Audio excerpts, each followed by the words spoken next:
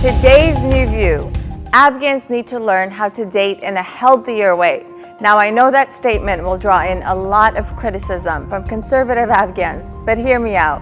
The reality is that Afghans of all ages are already dating, whether you like it or not. If you have a young son or daughter, chances are they're already in the dating world. Perhaps they're dating secretly out of fear of what their families might think or say.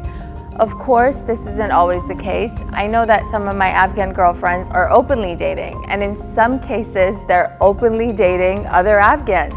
Needless to say, times have changed, but here's what needs to evolve. Afghan parents and families who place shame and guilt on their children for dating.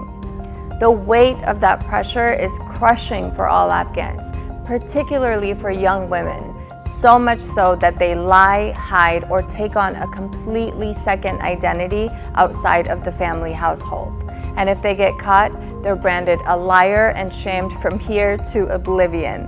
But let me tell you, these people don't want to lie or keep things hidden from you. They just don't know any better. And they do it out of fear. Yes, fear. If they don't lie, they could face serious consequences and be labeled as wild, a slut, or being too free. So they adapt to hiding it or lying about it to protect themselves. Look, I know we come from a very conservative culture. I mean, what's happening in Afghanistan is at the extreme end of the spectrum. But how can people from a conservative culture date in a healthy way? It almost seems impossible, doesn't it? Well, here's a thought.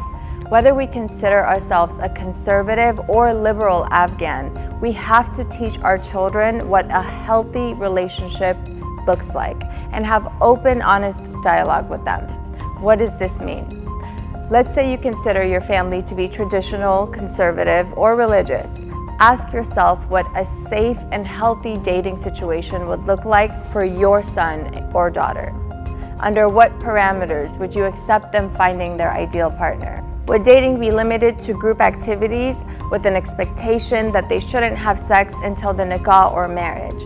Is there a time limit on how long they can see this other person before making a decision about getting engaged? Whatever your rules may be, please have that conversation with them. We have to be absolutely honest with ourselves that we live in a society where dating, sex, and intimacy are considered to be the norm, and that's not our fault. We're surrounded by it in TV shows, movies, social media, in schools, and throughout American culture. So it's going to be difficult to safeguard your values and morals in this hypersexualized culture, but it is not impossible. Now, if you're from a liberal Afghan household, you have to do the same thing. Clearly explain your boundaries to your children. Because you know what? Sometimes you may consider yourself to be a progressive or liberal Afghan family, but all of a sudden your limits are crossed and you start to implement some old school rules that may shock your son or your daughter. And both traditional and liberal Afghan households need to understand that if your son or daughter dates someone, it doesn't automatically mean that the relationship will lead to marriage. And in most cases, in this day and age, it will not. After all, that's what dating is for, to realize what our needs are in a relationship and to find a partner who's compatible with us. And if they're not allowed to learn more about a person in the framework of healthy dating and they're rushed into marriage, it could lead to a devastating divorce. When there's transparency on both sides, the chances for them to find a compatible and healthy partner will go up, way up. At the end of the day, secrecy and too much restriction will cause internal conflicts and unhealthy behavior. Here's another thought. Parents, what if you took out your son or daughter when they're still teenagers and taught them what a healthy first date looks like? What if an Afghan dad takes out his teenage daughter and shows her how a gentleman should act? Moms can do that with their sons too, or whatever configuration works for you. And most importantly, tell your children what your expectations are of their significant other.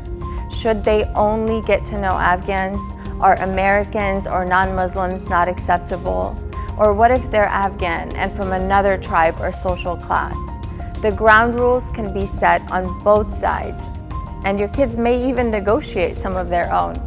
The point is, our culture has had the unfortunate and heartbreaking experience of being forced to go backwards in Afghanistan. Meanwhile, those of us in the US are living in an American culture that is in direct contrast with many traditional Afghan values. Whether we've chosen this country or it was chosen for us, let's remember that dating here is inevitable. But healthy dating can be taught and it can be a choice. Well, that's the end of our show today. We hope you've enjoyed watching and perhaps we've stirred some interesting conversations in your household.